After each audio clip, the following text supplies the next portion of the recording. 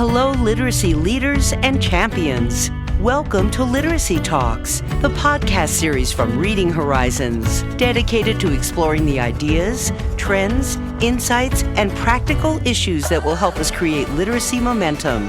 Our series host is Stacy Hurst, professor at Southern Utah University and chief academic officer at Reading Horizons, where reading momentum begins. Joining Stacy are Donnell Pons, a recognized expert in literacy and special education, and Lindsay Kemeny, a Utah-based elementary classroom teacher. Today's topic is a deep dive into the essential elements of phonics lessons, helping all readers make those critical sound-to-symbol connections. Let's get started.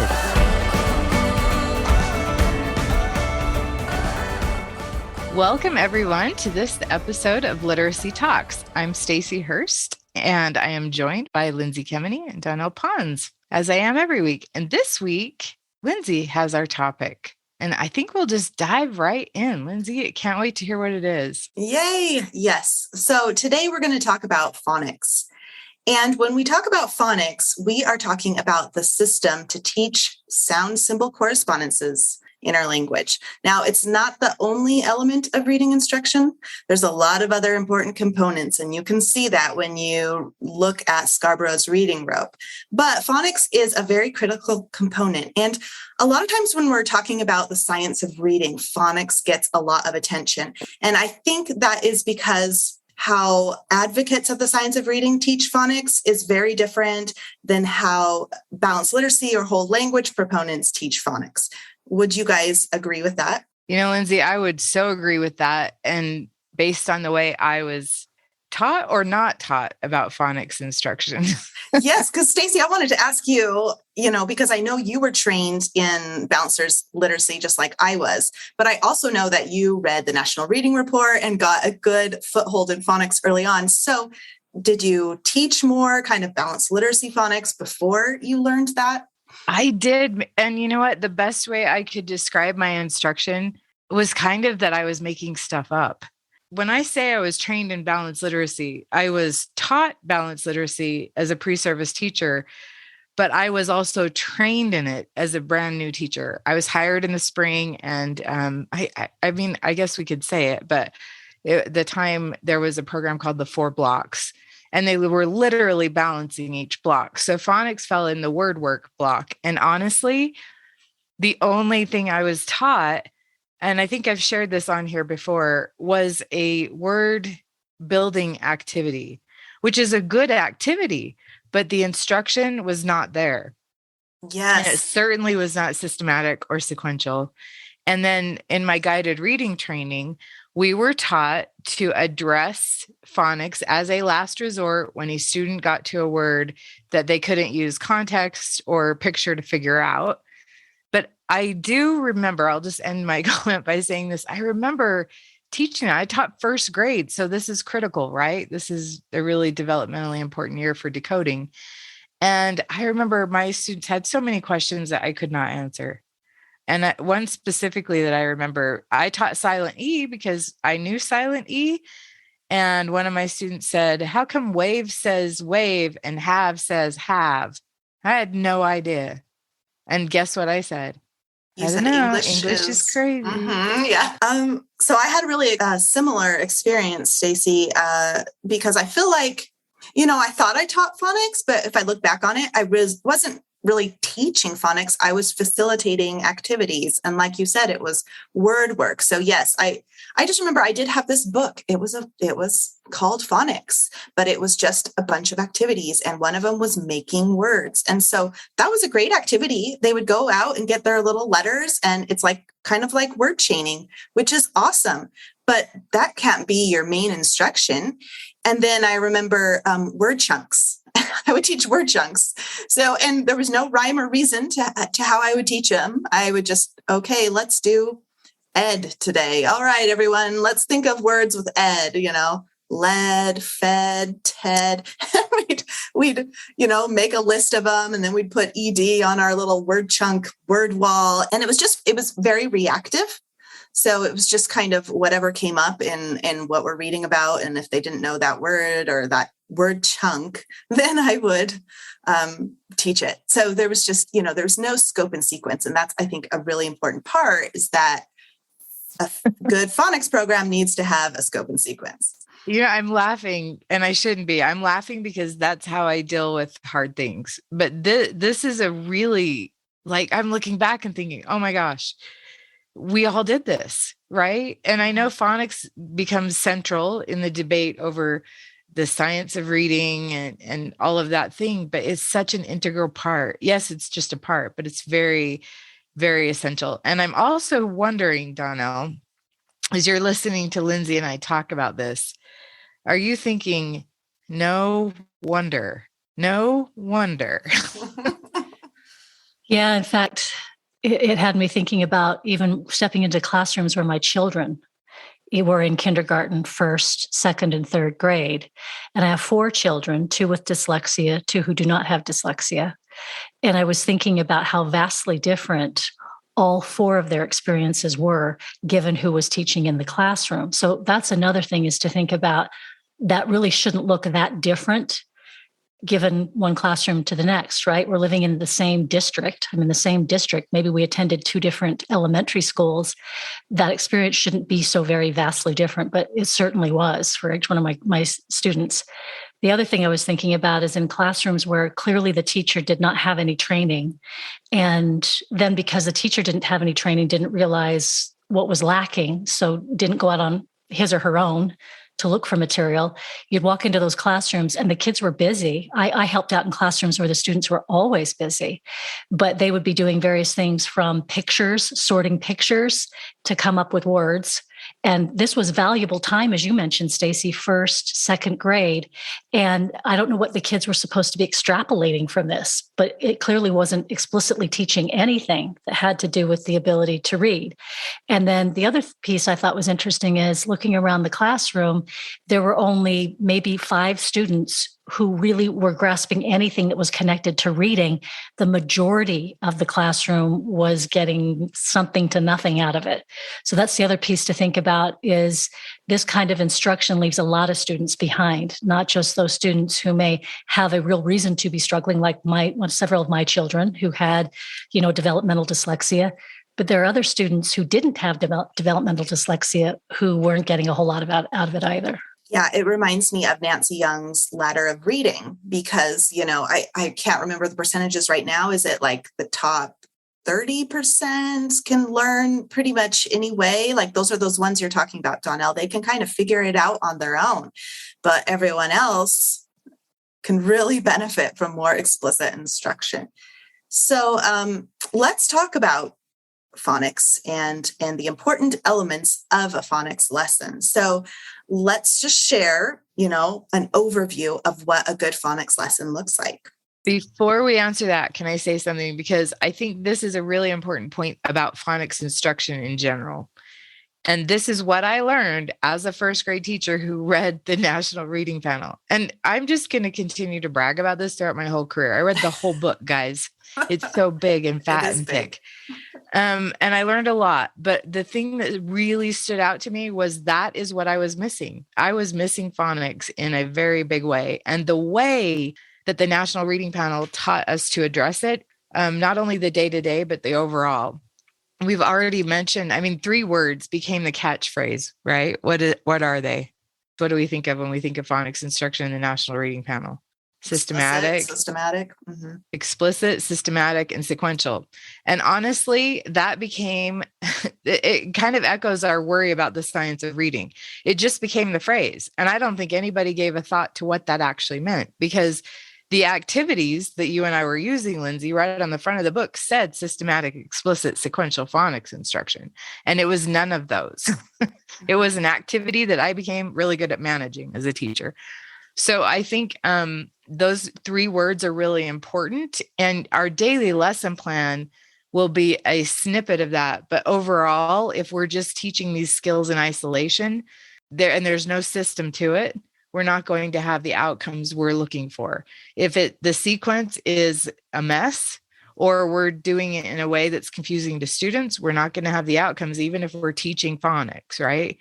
We know explicit instruction. I think that one makes the most sense, just, word itself. But when we're talking about the programs you and I use, Lindsay, and even some really popular programs today, there's no instruction. And that's what we need to look for. That explicit instruction is the key. So when we're talking about a daily lesson, it needs to also fit in that bigger framework. It's got to be systematic. Is there a system to it? Like there's a system to our language. Are we addressing those aspects too? Off my soapbox. Sorry. That was important for me to recognize. And I want to mention too, right before we get to that, one of the other things the National Reading Panel pointed out, because of how opaque our language is, phonics instruction is most effectively taught kindergarten through second grade. And that word through is important because it does take students in America a year or two longer than it takes students in other countries with a more transparent language, is the word I want to use, to read, because we have a more sophisticated orthography, complex, I think I should say. What's really important about that is that this is a systemic issue too. It's something we should address as schools and districts, because when I taught, and by the way, Donnell, you said teachers didn't know. We didn't know. And by the way, when I did have a list after I read the National Reading Panel, it was hard for me to find support. It was hard for me to find a program that had all of those elements. I had to start writing my own, which was so time consuming. And I hear of teachers today doing that. And I think you shouldn't be doing that. Of all the things that you shouldn't be creating, that might be the one, because it's so complex and it should span kindergarten through second grade in the same kind of way. I mean, that's the ideal. Did I say I was off my soapbox? I might have just been kidding, but I'm going to step down now. Okay. But some really important points there, Stacey, that I'm really glad you brought up. Donnell, will you just give us then an overview of a phonics lesson? You bet. And in the spirit of making sure that teachers have access to information, I'm going to tell you exactly where I'm getting the information from. So many teachers are being given the opportunity to attend letters training.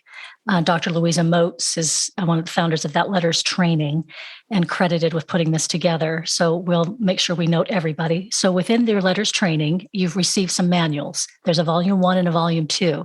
And we're going to be looking at volume 1, and I'm going to be on page 166.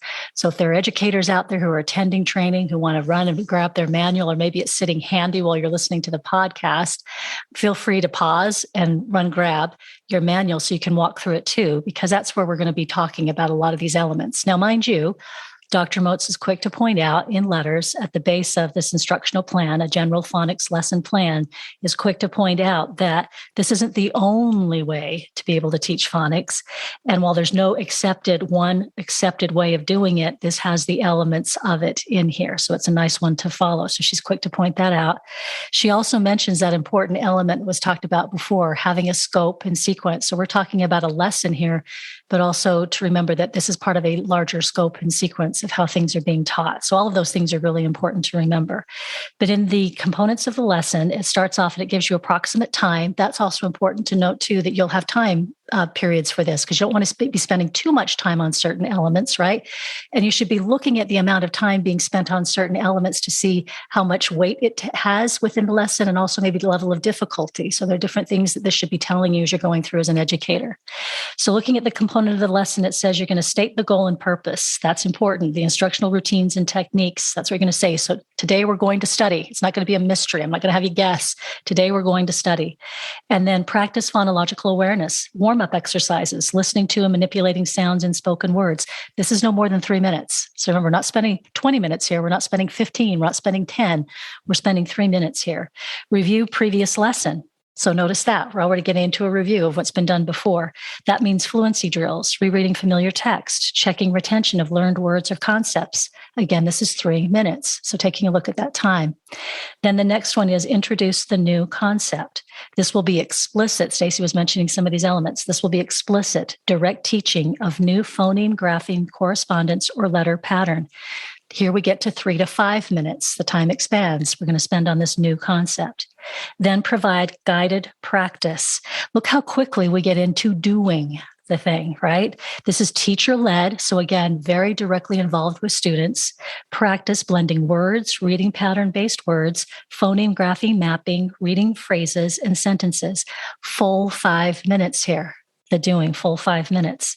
Now look underneath that. Provide extended practice. That's interesting. Word sorts, word chains, word families, close tasks, timed reading of learned words, a further 5 minutes. So that right there is 10 minutes in being able to do the thing, right? To work with the material. Then there's practice dictation. This is dictation of sounds, words, sentences, 8 minutes. So that's another large section of the lesson. I'm almost to the end of the lesson. Connect to word meaning with phonics vocabulary, construct multiple meaning web, locate words that have similar meanings or that go together, find the odd one out in a set of words, use 2 vocabulary words in a sentence, etc. There are many things you can do here. 5 minutes. And then lastly, but most importantly, because look at the time allotted. So that's the other thing I want you to know. Even though it comes at the end of the instructional pieces, look at the time allotted for this. Read text. Very important. Read text. Read decodable text with a high proportion of words that have been taught. 8 minutes. So just because it's at the bottom of the list doesn't mean that's least important. That means we've done the prep to get to the thing, the big thing. So I think that's sometimes missed in phonics. A lot of people say you guys never get to reading. You guys never actually get into text. Yeah. But I think it's because we're not really looking at the pieces and what they're telling us. One crucial piece is time that's given to it. So, and I think thank you so much, Donnell. I think it's also important to note that you don't have to do all of these components in this order all together in one sitting. So you can separate them a little bit. I know that I hit all these components, but I do them in different order. Read text, I'll do, in my phonics lesson, I will do a little bit in whole group, but then my favorite time to do that is in a small group where I can give, immediate corrective feedback. And then, of course, we're reading text throughout the day. So we do it lots of other places throughout the day too. And I like to start, I kind of switch where she had phonemic awareness and then go into your review. I like to do the review first, and then I'm going to state my goal and purpose. And then I'm going to go into, this is a great place to put a sound wall lesson. We talked about that in a previous episode, because then I can just nicely bridge into my phonics after we've kind of discussed that phoneme and done a few activities with the phoneme. Do you guys have any ideas for how do you review when it's talking about review previous ideas? What do you do for that? One of my favorite things to do is use a really important component of effective phonics instruction, in my experience, is decodable text. And so I'll bring up decodable text from the lesson or the skill before. And every time that review, what my main idea is a little bit different depending on how many times I've taught it. But we're finding words that match that pattern, or we read, we're practicing fluency. And then I say, who remembers what pattern we learned about yesterday? Did you see a word that matches that pattern? And I think because as Donnell was reading those components, in my opinion, second only to explicit instruction is application and reading. And I know there are other activities that help build accuracy and automaticity, but actually doing the thing is really important. Sometimes we'll play a little game for review. Or when I taught kindergarten, one of my favorite things was to do the blending board, which is where I have, 3 letters. I have cards, 3 stacks of cards, the beginning of the word, the medial, the vowel, and then the ending. And I would have my little kindergartners read that word, blend the word, and then I would change one card and they would read that one and I change one card. And what I really liked about this versus just a list of words for them to read that I had already prepared is that it really, I feel like it really helps them understand the principle that just changing one letter completely changes the word. And so I really like this activity and they liked it too. So. And I love that anytime you can gamify or make something fun, they're going to be more invested and chances are better that it'll get in their long-term memory, right? So one thing I've noticed with working with older students is a lot of my older students, as I've mentioned before, have literacy demands that are beyond being in first grade, right? So I'm working with many adults who have literacy demands throughout the day that are not the same demands they're going to be doing in class with me or in a session with me, because I'm breaking it down. I'm starting from the beginning. I'm filling in blanks for them. And so a lot of the review that I like to do is taking larger units, like Stacy said, with a text that was related to the skills that have been taught. And we'll work with a larger text and then dial down onto a sentence, dial down onto a word. And what's really interesting is a lot of times my older students learn skills, but then when they get out on those large literacy and text demands, when they're out in the working world or school, that breaks down because they're asked to do such very difficult things. And so it can oftentimes feel like they're not really making progress. So I like to take them through when we do a review of, if you're asked to write this sentence, you have some of these words that you don't understand, what's your approach? And we talk a lot about strategies and approach, calming yourself down to remember that you do have skills. And we do a lot of that because it's just rethinking, I do know how to do this, because they've spent so many years not knowing how to do this. So there's a lot of strategy for, I think, older students, younger students too, but I think in working with older students, working on strategy is really important within phonics, teaching phonics. It's almost sad that we have to explicitly manage emotion related to that at that point. Yeah.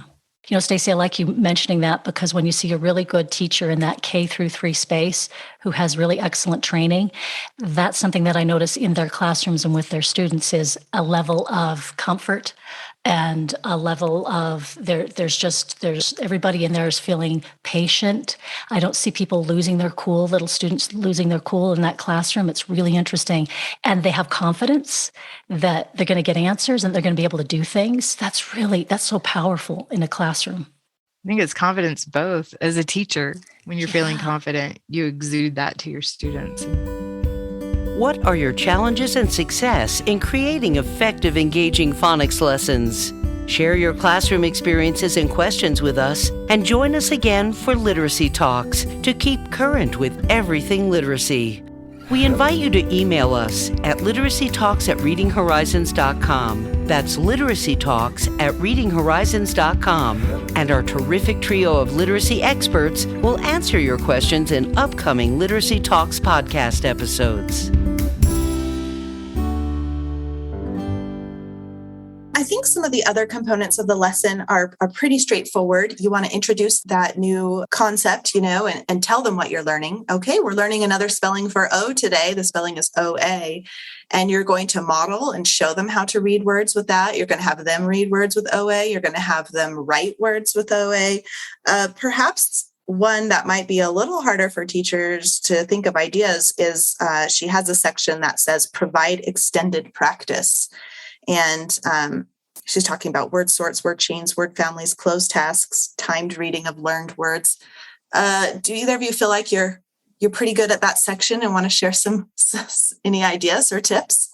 I don't know that I go right to pretty good, but but that is where I think some of those activities we talked about. One of my favorites in the right context is very powerful, is that building words activity where you're manipulating letters. And this is another thing that I love that is part of that explicit phonics plan is phonemic awareness, because we've already taught students that if you change a to I in a word like bit, you have bat, right?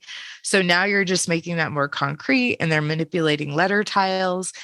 And one of the really fun things that actually, again, in the right context, this came from the program that I used as part of the 4 blocks, but they had a mystery word at the end. So they had a whole lesson. We did the same thing. Yeah. And Reading Horizons actually does this in their spelling supplement now. They have a building words activity, and they incorporated, I think, this piece, I can't actually remember, but you're only using a certain number of letters for this activity. And it's very scripted, change one letter in bat to spell bit, and they're doing that whole thing. But at the end, there is a mystery word that they can build if they use all the letters that you're using for that lesson. And that was so much fun to watch my first graders just engage in that and try to figure it out, and the excitement when they did. And, so I think that's a fun one. And see, that just shows like there are components from those, balanced literacy trainings and things that we did that are fine. But it was just that was, supposed to be your instruction. That's not instruction. That's a great activity. But you also need the explicit sequential phonics, lesson program to go with that. Context is everything. And anytime we're having these conversations about what to do in the classroom without the theoretical underpinnings of the simple view of reading or Scarborough's reading rope or Aries developmental stages, it's just easier to make decisions when you know those things and where these activities are going to give you the biggest bang for your buck. Yeah, Stacey, on that, I'd like to add, because I was just thinking, listening to the two of you talking about the activities and things, and then also how important it is to watch your students to see what maybe they're struggling with, which pieces went down well, which pieces are still kind of rough, and then tailoring the activities, right? That's where that piece. So I may have a list of really great activities, but what I'm seeing my students do, maybe this activity is better for what I'm seeing. Maybe it's a fluency thing that I'm seeing. And so I'm going to pick an activity. So that's that piece when the teacher is really dialed in to watching the students, that you may have a list of things you can pull out, a toolkit, a toolbox, we've all got it. And then you're pulling the right tool for what you're seeing occur in your classroom at the time. So I'm not just going to go with this because I had it in my head that that's what I really want to do because it's fun or I enjoy it or I had a really good plan. But if I see something happening in the classroom, that's that piece where the teacher is really dialed into what the students are doing. That's part of structured literacy. You can't leave that out. I'm thinking about another really fun activity or word sorts. But you have to watch your students because some of them will just recognize the patterns. They're not reading the words out loud and they're just sorting them as if they would sort, animals at a zoo or whatever. So yeah, being really aware of how that activity is actually being processed in the brain of your students is helpful. Lindsay, what do you do? Well, I love doing a word sort. We do it all together and we have our whiteboards. And for example, the sound k at the end of a word. And so we're going to put up at the top, we're going to make like 4 columns. We're going to have K, we're going to have KE, we're going to have CK, we're going to have just C. And then I'm going to give them a word and we're going to decide which column it would go in. What's the K spelling? Like milk is just going to have a K on there. And so we're going to do that and we're going to list our words and then we're going to look at the pattern and see, oh, look, how are all these with the CK the same? Let's look at that versus the KE versus just the K, That's really important, actually, Lindsay. I feel like because anytime we do word sorts, we need to revisit after we've sorted. We need to pull something, extract something from that, right? Yeah. And there was a really popular program. I still hear a lot about it, Words Their Way. We used it at my school, but my teachers quickly realized this is an activity and the instruction is not so robust. But also that's when they realized students could sort anything. They're just looking for the pattern. But when you revisit it with a higher level thinking question, then it causes them to really look into those words and read them. So when we're doing our phonics lessons, we're really, the focus is more on those lower strands of Scarborough's rope. But how can we hit the upper strands of Scarborough's rope in a phonics lesson? That's a really good question. Can I just say one thing too? In a phonics lesson, our first goal is accuracy with the pattern, right? Then we want proficiency or what we would call fluency. So that leads right into comprehension. Donnell, I feel like you have a ready answer for this. And I don't want to take all the time. No, working with older students again. So all of it to me, all of it is supporting upper strands. I mean, I have no time not to think about upper strands for older students because, like I said, they have demands, literacy demands put on them that are well above maybe a lot of the instruction that you're receiving, because I'm going back, like I said, and filling in blanks, right? What does the older student need? Exactly what the younger student needs. I'm not skipping steps by any means, right? And you're filling in and giving those students the opportunity to receive the instruction that they deserve and that they needed.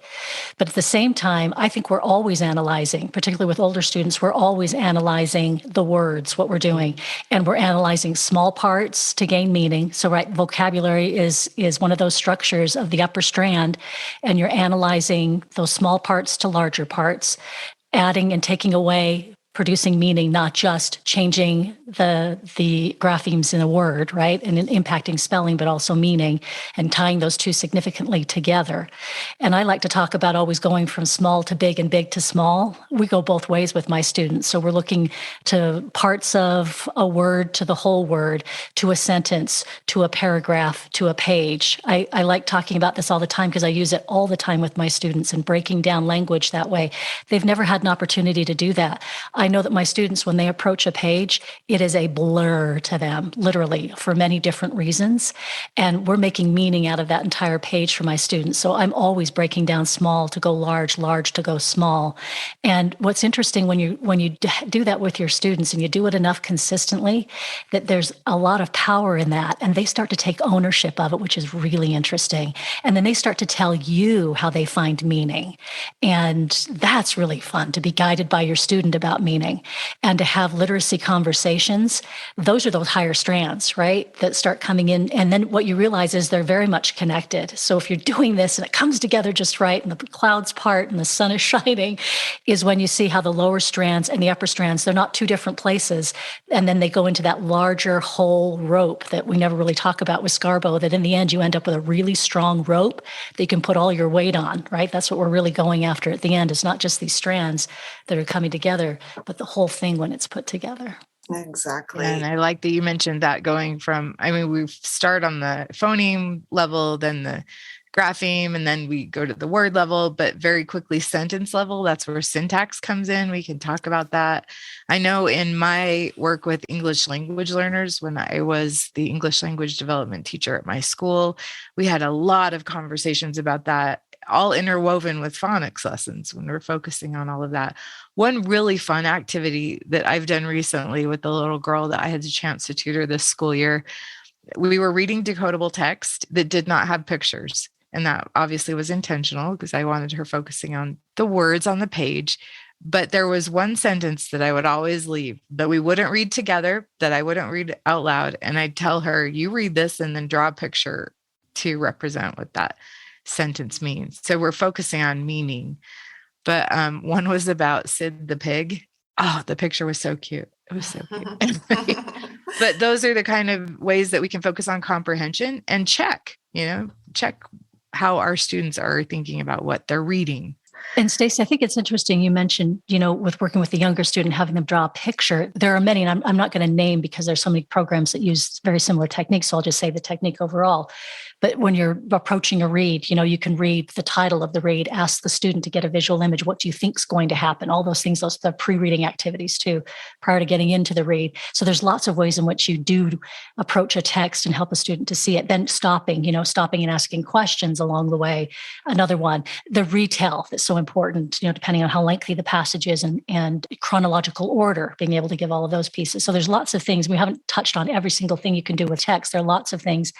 But the big part is that when you have all of this within that toolbox or toolkit, a lot of this is so very natural. Your student doesn't even realize, right? You get done with a text, the students had a great experience, and little did they know there was instruction occurring. That's the best part, right?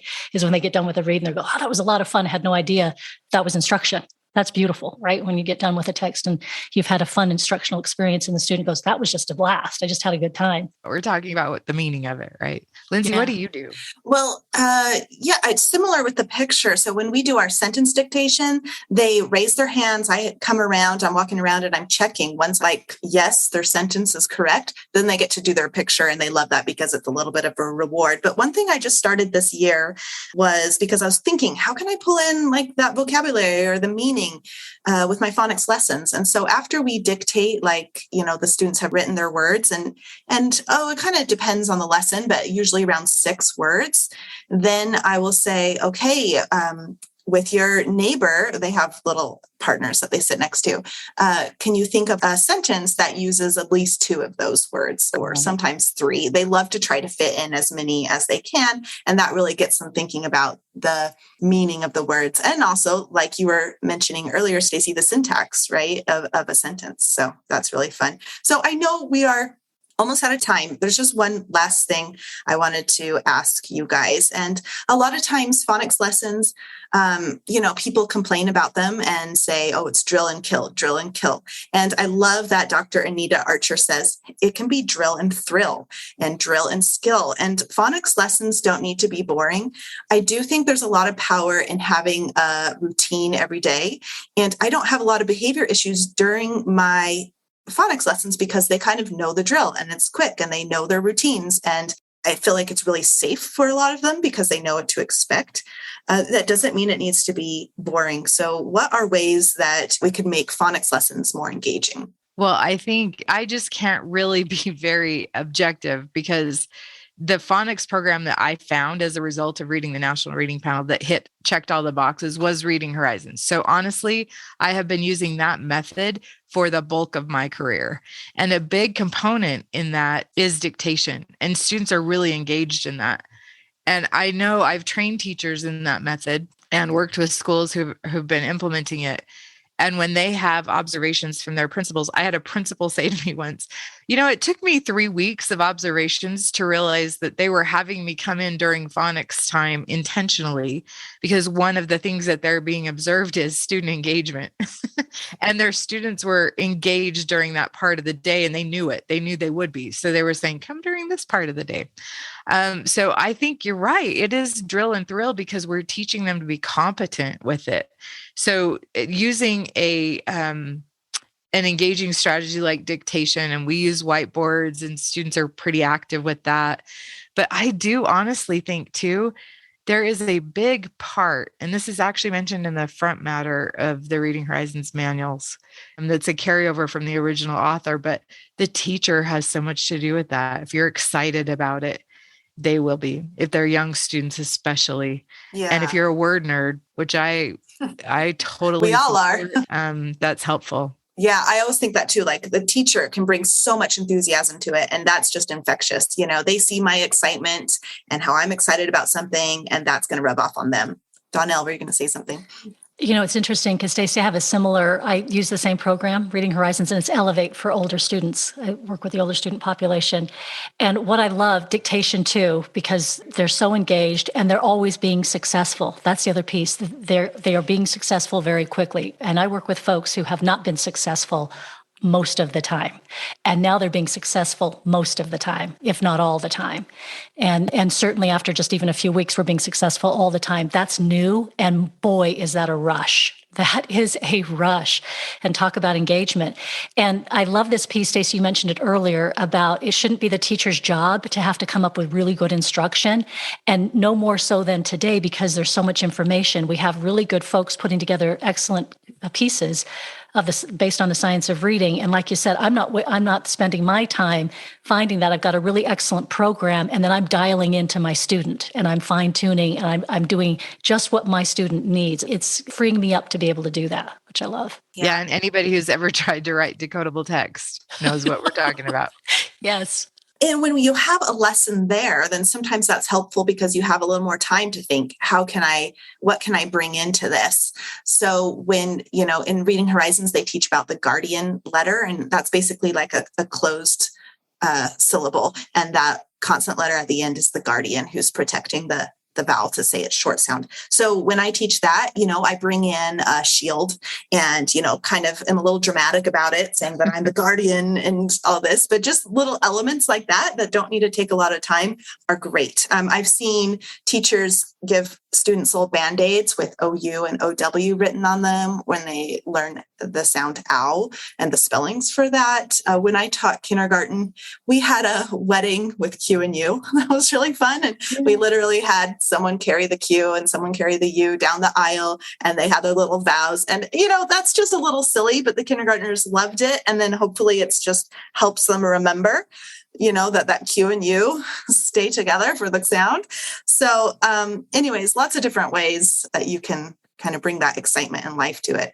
Well, thank you, you guys. I hope everyone listening, this gives you some ideas to bring some life into your phonics lessons. And this was a great conversation. Yeah, thank you so much for that, Lindsay. I could talk about phonics all day long. It really was my segue into the science. I attribute that the National Reading Panel largely for that. And as we were talking about always attending to meaning, I know when I first started teaching phonics, it was Valentine's Day, and I always asked my students questions about love, while they were having their little Valentine's party. And I remember asking one little girl, what do you think the difference is between like and love? And she looked at me so incredulously and she said, love has a V in it and like has a K. So I think I was remiss in not focusing on the meaning there. That was a good reminder. Yeah. So thank you all for joining us today. I hope you have liked what we talked about, because we love having this conversation. See what I did there? I see what you did. Yeah. So join us next time for another episode of Literacy Talks. Thanks for joining us today for Literacy Talks, the podcast series for literacy leaders and champions everywhere. Literacy Talks comes to you from Reading Horizons, where reading momentum begins. Join us next time.